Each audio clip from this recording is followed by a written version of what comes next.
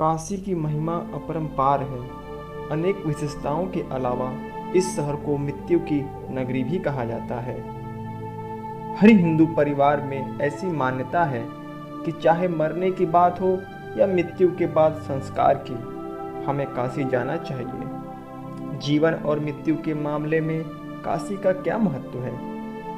ज़्यादातर लोग शानदार तरीके से जी नहीं पाते। ऐसे में उनकी एक इच्छा होती है कि वे कम से कम उनकी मौत शानदार तरीके से हो।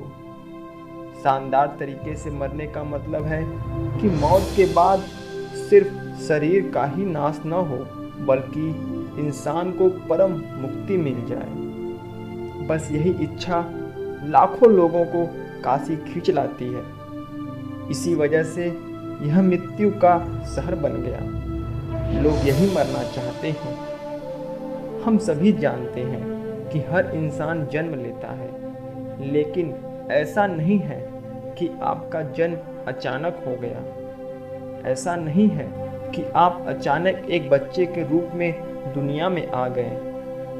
माँ के गर्भ में आपका धीरे धीरे विकास होता है। जीवन धीरे धीरे शरीर में प्रवेश करता है और माता के शरीर से धीरे धीरे आपका शरीर तैयार होता है। आपने उसके एक हिस्से पर दखल कर लिया।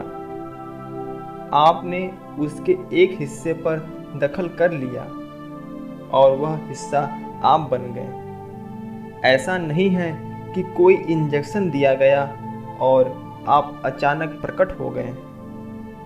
यह पूरी प्रक्रिया धीरे धीरे होती है।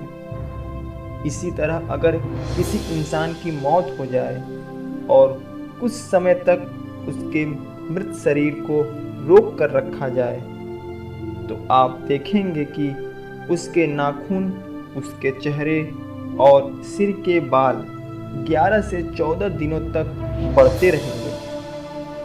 आपको पता है, यह सब कहने का मतलब यह है कि प्राण शरीर को एकदम से पूरी तरह नहीं छोड़ पाता। व्यवहारिक रूप से इंसान की मौत हो जाती है।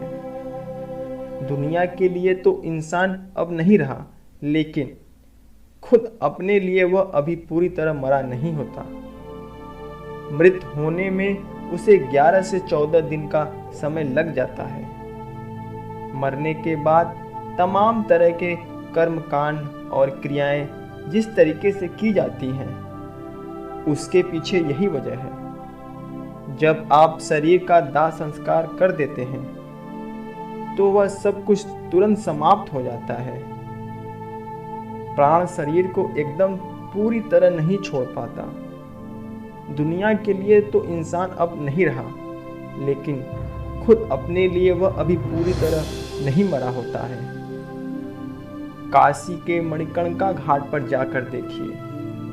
वहाँ रोजाना औसतन 40 से 50 मृतकों का दाह संस्कार होता है।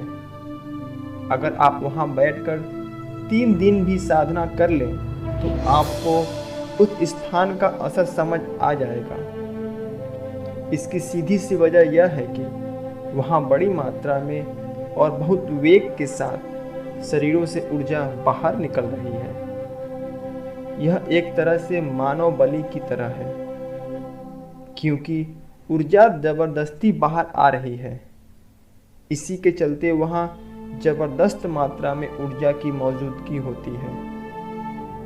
यही वजह है कि शिव समेत कुछ खास किस्म के योगी हमेशा शमशान घाट में साधना करते हैं, क्योंकि बिना किसी की जिंदगी को नुकसान पहुंचाए आप जीवन ऊर्जा का उपयोग कर सकते हैं। ऐसी जगहों पर खासकर तब जबरदस्त ऊर्जा होती है जब वहां आग जल रही हो। अग्नि की खासियत है कि यह अपने चारों ओर एक खास किस्म का प्रभामंडल पैदा कर देती है। यह आकाश तत्व की मौजूदगी का एहसास करने लगती है। मानव के बोध के लिए आकाश तत्व बेहद महत्वपूर्ण है। जहाँ आकाश तत्व की अधिकता होती है, वही इंसान के भीतर बोध की क्षमता का विकास होता है। यह दो चीज़ें हो रही हैं। पहली चीज़ यह कि बहुत सारी ऊर्जा बाहर निकल रही है, प्राण का बचा हुआ हिस्सा बाहर निकल रहा है, क्योंकि शरीर जो आधार है उसी का नाश हो रहा है। और दूसरी यह कि वहाँ अग्नि की मौजूदगी है। जो लोग ज्ञान प्राप्त करना चाहते हैं, जो लोग अपनी ऊर्जा के स्तर को ऊपर उठाना चाहते हैं, उनके लिए ये दोनों स्थितियां मिलकर एक बेहतरीन वातावरण पैदा करती हैं। शमशान घाटों की यही खासियत रही है। मणिकर्णिका घाट के बराबर में ही काल भैरव मंदिर है, जो आपको भय से दूर ले जाता है। काल मतलब समय, यानी काल भैरव समय का भय। यह मौत का भय नहीं है, भय का आधार समय है। अगर आपके पास असीमित समय होता तो कोई बात नहीं थी, लेकिन समय तो तेजी से भाग रहा है, और अगर कुछ करना है तो वक्त एक समस्या है। कुछ नहीं होता तो भी समस्या वक्त की ही है। बस इसीलिए है काल भैरव। अगर आप समय के भय से मुक्त हैं तो आप भय से भी पूरी तरह मुक्त हैं। इस बात की पूरी गारंटी होती थी कि अगर आप काशी आते हैं तो आपको मुक्ति मिल जाएगी, भले ही पूरी जिंदगी आप एक बेहद घटिया इंसान ही क्यों न रहे हों।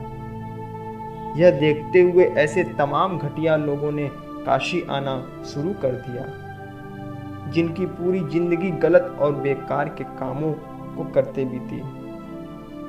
जिंदगी तो बिताई बुरे तरीके से, लेकिन वे मरना शानदार तरीके से चाहते थे। तब यह जरूरी समझा गया कि ऐसे मामलों में कुछ तो रोक होनी चाहिए, और इसीलिए ईश्वर ने काल भैरव का रूप ले लिया, जो शिव का प्राणनाशक रूप है, जिसे भैरवी यातना भी कहते हैं। इसका मतलब है कि जब भी मौत का पल आता है तो आप अपने कई जन्मों को एक पल में ही पूरी तीव्रता के साथ जी लेते हैं। जो भी परेशानी, कष्ट या आनंद आपके साथ घटित होना है, वो सब एक पल में ही घटित हो जाता है। हो सकता है कि वे सब बातें कई जन्मों में घटित होने वाली हों, लेकिन वह सब मरने वाले के साथ माइक्रो सेकेंड में घटित हो जाएगी। लेकिन इसकी तीव्रता इतनी जबरदस्त होगी कि उसे संभाला नहीं जा सकेगा। इसे ही भैरवी यातना कहा जाता है। यातना का अर्थ है जबरदस्त कष्ट, यानी जो कुछ आपके साथ नरक में होना है वह सब आपके साथ यही हो जाएगा। आपको जिस तरह का काम करना होता है उसी तरह की आपकी वेशभूषा भी होनी चाहिए।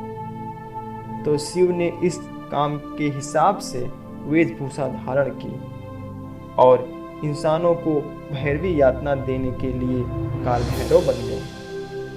वह इतना जबरदस्त कष्ट देते हैं कि जिसकी कल्पना भी नहीं की जा सकती, लेकिन वह होता बस एक पल के लिए ही है, ताकि उसके बाद अतीत का कुछ भी आपके भीतर ना रहे।